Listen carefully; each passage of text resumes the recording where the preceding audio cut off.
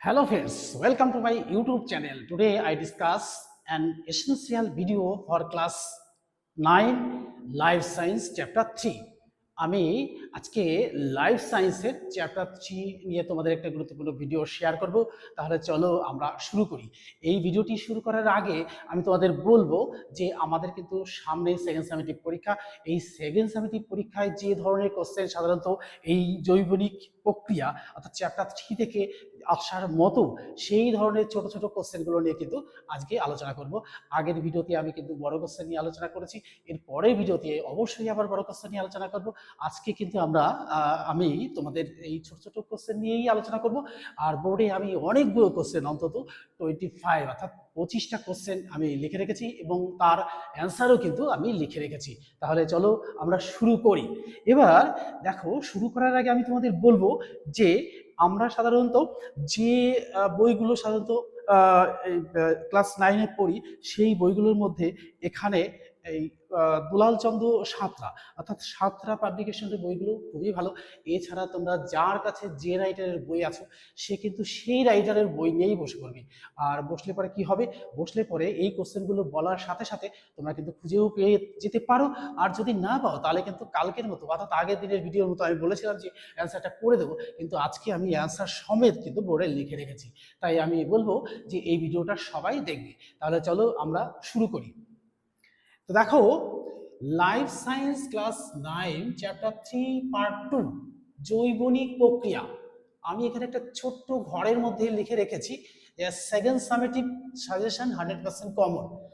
এই চ্যাপ্টারটা এত বড় চ্যাপ্টার যে এখান থেকে সাধারণত সব কোশ্চেনই ছোট কোশ্চেন পাওয়া যাবে। তাই আমি বলবো যে এই চ্যাপ্টারটা যে ভালো করে পড়বে সে তো কোশ্চেন কমন পাবেই, আর আমার এই ভিডিওগুলো যে ফলো করবে তারাও কিন্তু এই ছোট কোশ্চেনগুলো আর খুঁজে পেতে কোনো অসুবিধা হবে না।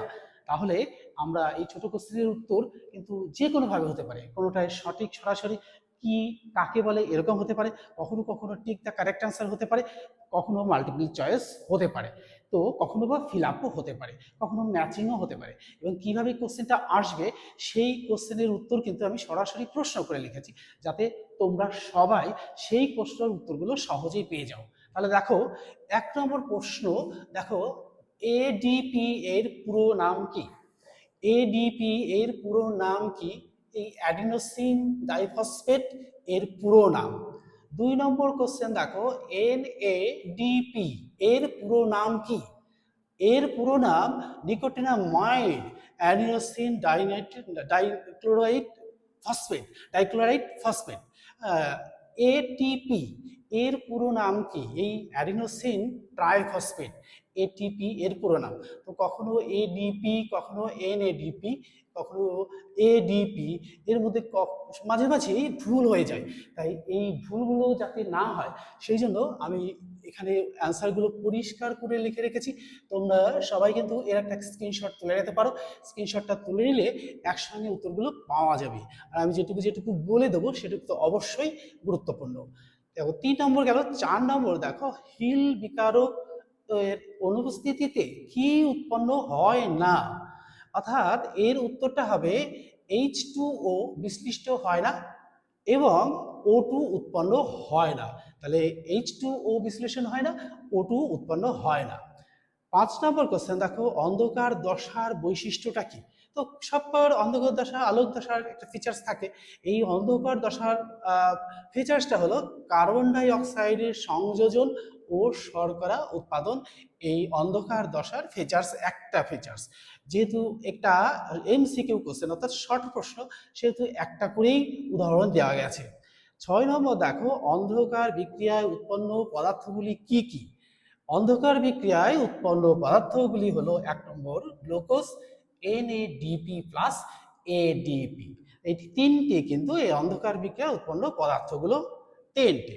এবার আলোক বিক্রিয়ায় অন্তিম পদার্থগুলো কি কি? উত্তর NADPH plus H plus O2, H2O এবং ATP। এই কটা জিনিস কিন্তু এই আলোক বিক্রিয়ায় অন্তিম পদার্থগুলি উৎপন্ন হয়। 6 নম্বর, 7 নম্বর দেখো, 7 নম্বর বাষ্পমোচন কি ধরনের প্রক্রিয়া? আমরা তো সাধারণত পাতার বাষ্পমোচন দেখেছি, এটা কি ধরনের প্রক্রিয়া? এই বাষ্পমোচন একটি শারীরবৃত্তীয় প্রক্রিয়া। এর উত্তরটাও আমি সুন্দর করে লিখে দিয়েছি। তোমাদের কিন্তু বই খুঁজে খুঁজে অনেক বেশি খুঁজতে হয়, তো যার কাছে যে রাইটার বই আছে সেই রাইটারের বইগুলোই কিন্তু বইগুলোতেই এর উত্তরগুলো আছে, তবে খুঁজে পেতে একটু অসুবিধা। আমরা সেজন্য এই ছাত্রছাত্রীদের সুবিধার্থে সাধারণত এই ভিডিওগুলো আমরা করি, আর তার উত্তরগুলো তোমরা পেয়ে যাও। 8 নম্বর, 9 নম্বর দেখো, 9 নম্বর বাষ্পীভবন কি ধরনের প্রক্রিয়া? বাষ্পীভবন কি ধরনের প্রক্রিয়া? এটি একটি ভৌত প্রক্রিয়া। তাহলে ভৌত প্রক্রিয়ায় সাধারণত কি হয়? আবার ফিরে পাওয়া যায়, আর রাসায়নিক প্রক্রিয়া কি হয়? আর ফিরে পাওয়া যায় না। 10 নম্বর দেখো, সবুজ পাতার কোন কলায় সালোক সংশ্লেষ ঘটে? অর্থাৎ যে পাতাতে মেসোফিল কলা থাকবে, অর্থাৎ সবুজ পাতার মেসোফিল কলাতেই কিন্তু সালোক সংশ্লেষ প্রক্রিয়াটা বেশি ঘটে। এবার দেখো 12 নম্বর কোশ্চেন দেখো, মূত্রে জলের পরিমাণ নিয়ন্ত্রণ করে কোন হরমোন? মূত্রে জলের পরিমাণ নিয়ন্ত্রণ করে ADH হরমোন। 13 নম্বর দেখো, উদ্ভিদের একটি নাইট্রোজেন ঘটিত রেচন পদার্থের নাম লেখো। তো উদ্ভিদের একটি নাইট্রোজেন ঘটিত রেচন পদার্থ হলো কুইনাইন। কুইনাইনটা সাধারণত আমরা সবাই জানি, এটা সাধারণত কি রোগের কাজে লাগে এটাও আমরা জানি। আচ্ছা, এবার দেখো 14 নম্বর, সালোক সংশ্লেষে সাধারণত কোন বর্ণালী বেশি শোষিত হয়? অর্থাৎ লাল বর্ণালী সাধারণত বেশি শোষিত হয়। 15 নম্বর দেখো, নলাকার অতিরিক্ত শ্বাসযন্ত্র দেখা যায় কোন মাছে? তো উত্তর শিঙি মাছ। আমরা গ্রাম বাংলার মানুষ, এই গ্রাম বাংলার মানুষ হয়ে আমরা বিভিন্ন ধরনের মাছগুলো কিন্তু আমরা দেখতে পাই, আর সেই মাছগুলোর মধ্যে এই শিঙি মাছ, নট শিং আছে এমন নয়, এই শিঙি মাছটা আমরা সাধারণত চিনি, কিন্তু তার মধ্যে কিছু কিছু মাছ আছে জিওল মাগুর, এই মাগুরটাকে যেটা বলছে সেটাই হচ্ছে শিঙি মাছ বা জিওল মাছ, যেটা এখন বাজারে আমরা দেখতে পাবো যে অনেক বড় বড় হাইব্রিডের মাগুর, ওটা এক ধরনের শিঙি মাছ। এদেরই কিন্তু এই ধরনের শ্বাসযন্ত্র আছে, অর্থাৎ জিওল মাছের তো অবশ্যই আছে, জিওল, মাগুর, শিঙি, এই সব যেটা হাইব্রিডের মাগুর বলছে সেই মাগুরের কিন্তু একই রকম শ্বাসযন্ত্র থাকে। তা দেখো 16 নম্বর দেখো, ইথার অ্যালকোহল সৃষ্টি হয় কোন প্রক্রিয়ায়? অর্থাৎ কোহল প্রক্রিয়ায়। মিথজীবী পুষ্টি সম্পন্নকারী একটি প্রাণীর নাম লেখো। অর্থাৎ রোমরা মাছ। রোমরা মাছ সাধারণত আমরা গ্রাম বাংলার মানুষ সবাই দেখেছি, এই রোমরা মাছের রোমরা মাছেই এই ইথার অ্যালকোহল সৃষ্টি করে এই প্রক্রিয়ায়। এটা গেল। মিথজীবী পুষ্টি সম্পন্নকারী একটি প্রাণীর নাম লেখো। এটাই হচ্ছে সেই রোমরা মাছ, আমরা সবাই জানি রোমরা মাছ কিরকম ধরনের। এবার 18 নম্বর দেখো, মানুষের ছেদক দাঁতের সংখ্যা কয়টি? এবং ছেদক, এই ছেদক কথার অর্থ হচ্ছে এটাকে ফুটো করা, অর্থাৎ ছেদন করা, আর কোনো কোনোটা টিয়ার্স অর্থাৎ ছিঁড়ে খাওয়া। ছেদক আর ফুটো করা, আমাদের 8টা দাঁত পাশে এই পাশের দিকেই সাধারণত আছে, এবং সামনের দিকে যাতে ছিঁড়ে ছিঁড়ে খাচ্ছি আমরা। এই ছেদক দাঁতের সংখ্যায় হচ্ছে 8টা। 19 নম্বর দেখো, কোন উৎসেচক দুগ্ধ প্রোটিনকে পেপটাইডে পরিণত করে? অর্থাৎ ইরেপসিন, এই ইরেপসিন সাধারণত এই দুগ্ধ প্রোটিনকে পেপটাইডে পরিণত করে। 20 নম্বর দেখো, কোন ছত্রাকে কোহল সন্ধান ঘটে? অর্থাৎ ইস্ট আমরা কোথায় দেখতে পাই? আমরা সবাই পাউরুটি চিনি, এই পাউরুটির গায়ে আমরা যদি পাউরুটিকে একদিন অর্থাৎ 2-3 দিন রেখে দিলে তার গায়ে হলদে হলদে ছাতার মতন একটা মনে হচ্ছে ম্যাপাপা বা গাছের পাতার মতো ছোট ছোট ছোট ছোট করে এঁকে দিলে যেমন হয় ওরকম একটা সাধারণত ওরা ছড়িয়ে থাকে, ওদেরকে বড় করে দেখলে একটা ছাপার মতন দেখতে লাগে। এটি হচ্ছে সেই ইস্ট। এই ইস্টেই কিন্তু এই ছত্রাকে কোহল সন্ধান ঘটে। 21 নম্বর দেখো, দুটো মৃতজীবী উদ্ভিদের নাম লেখো। মৃতজীবী আর মিথজীবী, এটা কিন্তু সকলের কিন্তু ভুলভাল হয়ে যায়, তাই আমি বলবো মৃতজীবী আর মিথজীবী তোমাদের যাতে গোলমাল না হয়ে যায়। তো দুটি মৃতজীবী উদ্ভিদের নাম লেখো। একটা হচ্ছে মিউকো আর আরেকটা হচ্ছে অ্যাগারিকাস। 22 নম্বর দেখো, কোন উদ্ভিদের পরজীবী পুষ্টি দেখা যায়? অর্থাৎ স্বর্ণলতা। এই স্বর্ণলতা আমরা শহর অঞ্চলে দেখতে পাই না। আমরা যারা গ্রাম বাংলার মানুষ তারা সবাই এই স্বর্ণলতাকে চিনি। স্বর্ণলতাটা দেখতে কেমন, গাছের গোড়া এরকম মোটা হয় না, বা শাখা প্রশাখা বড় বড় ট্রাঙ্ক বা টুইক্স এরকম কিছু হয় না। এই ছোট ছোট লতার মতো গাছের ওপরে হালকা দুধের মতো কালারটা হবে, হলদিও মেশানো থাকে। তো এই কচি কলা পাতাটা যেমন কালার বেরোনোর সময়, সেই রকম ধরনের এই স্বর্ণলতাটা গাছের ওপরে বেঁচে থাকে, অর্থাৎ গাছের উপরেই জন্মায়। কখনো কখনো গাছটাকে এমনভাবে জড়িয়ে ধরে সেই গাছটাকেই মরে যায়, স্বর্ণলতাটাই গাছের উপরে থেকে যায় প্রধান হিসাবে। তো এই স্বর্ণলতা আমরা সবাই চিনি। এই স্বর্ণলতা অর্থাৎ কোন উদ্ভিদের পরজীবী পুষ্টি দেখা যায়? এই স্বর্ণলতা, এই হচ্ছে সেই স্বর্ণলতা। কোন উদ্ভিদের মিথজীবী পুষ্টি দেখা যায়? অর্থাৎ লাইকেনে সাধারণত মিথজীবী পুষ্টি দেখা যায়। অণুচক্রিকার গড় আয়ু কত? অর্থাৎ এই 8 থেকে 9 দিন।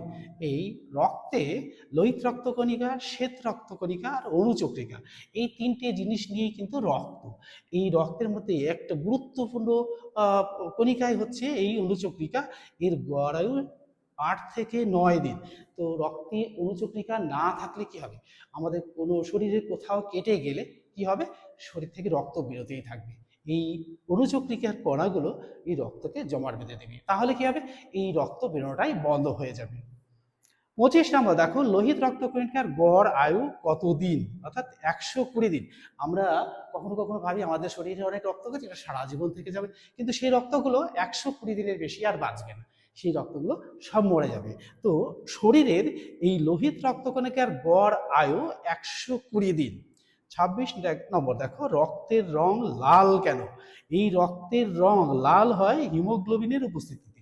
যার রক্তে হিমোগ্লোবিনের পরিমাণ কম, তার রক্তটা কি হবে?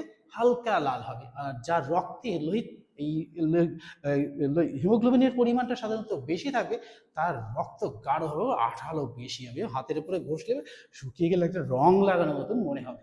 কিন্তু রক্তে হিমোগ্লোবিনের মাত্রা কমে গেলেই কি হবে? রক্ত লাল রং কমে যাবে। এবার দেখো, হ্যাঁ, বৃক্ক থেকে মূত্র কিসের মাধ্যমে মূত্রাশয়ে আসে? এই গোবিনের মাধ্যমে মূত্রাশয়ে আসে। 28 দেখো, সবুজ গ্রন্থি কোন প্রাণীর রেচনাঙ্গ? অর্থাৎ সবুজ গ্রন্থি কোন প্রাণীর রেচনাঙ্গ?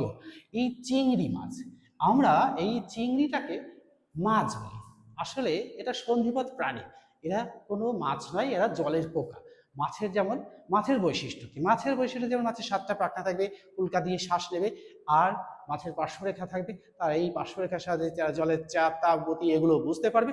7টা পাখনা লেজের সাহায্যে চলবে, আবার কানকো দিয়ে শ্বাসকার্য চালাবে, সব ধরনের পাখনা থাকবে, অর্থাৎ 7টা পাখনা থাকবে। আর দেখতে সব মাছই মাকুর মতো দেখতে। মাকু কেমন? ওই যে সুতো খড়ায় যে তাঁতের কারখানাতে আমরা দেখতে পাই, মাকুর মতো দেখতে এই মাছগুলো। কিন্তু চিংড়ি আসলেই মাছ নয়, জলের কেমন পোকা? সন্ধিপাত পোকা। এবার দেখো চিংড়ি 29 নম্বর দেখো, কেঁচোর রেচনাঙ্গের নাম কি? এই নেফ্রেডিয়া হচ্ছে কেঁচোর রেচনাঙ্গের নাম। কোন উদ্ভিদের মূলে সালোক সংশ্লেষ হয় না? এই সালোক সংশ্লেষ হয় না, সব উদ্ভিদেই কিন্তু সালোক সংশ্লেষ হয়, কিন্তু এই গুলঞ্চের আত্তীকরণ মূলে কিন্তু সালোক সংশ্লেষ হয় না। সালোক সংশ্লেষ হয় কোথায়? উদ্ভিদের সবুজ কণা যেখানেই থাকবে সেখানেই সাধারণত সালোক সংশ্লেষ প্রক্রিয়া হবে। তাহলে আমি তোমাদের এই ভিডিওর মধ্যে যে 25টা গুরুত্বপূর্ণ কোশ্চেন করেছি বা উত্তরগুলো লিখে দিয়েছি, তোমরা সবাই এর থেকে একটা স্ক্রিনশট তুলে নেবে, তাহলে কি হবে? উত্তরগুলো আর কষ্ট করে খুঁজতে হবে না, উত্তরগুলো ভীষণ গুরুত্বপূর্ণ। এই প্রশ্নগুলোর মধ্যে আমি বলবো যে 100% কমন আসবে। কেমনভাবে 100% কমন আসবে? 100% কমন আসবে, ওই যে বললাম, কখনো বা এমসিকিউ, কখনো টেক দ্য কারেক্ট অ্যান্সার, কখনো ফিল আপ, কখনো ম্যাচিং, যে কোনোভাবেই কোশ্চেনগুলো আসতে পারে, উত্তরগুলো কিন্তু এইরকমই হবে। তো আজকে এই ভিডিওটি তোমাদের কেমন লাগলো তা অবশ্যই কমেন্ট বক্সে জানাবে। আর পরবর্তী কি ধরনের কোশ্চেন তোমরা চাইছো, তো কমেন্ট বক্সে একটু লিখে জানালে আমি সেই ধরনের ভিডিও নিয়ে তোমাদের সামনে হাজির হব। তাহলে আজকের মতো এখানেই শেষ করছি, পরের ভিডিওতে আবার তোমাদের সাথে দেখা হবে। By friends.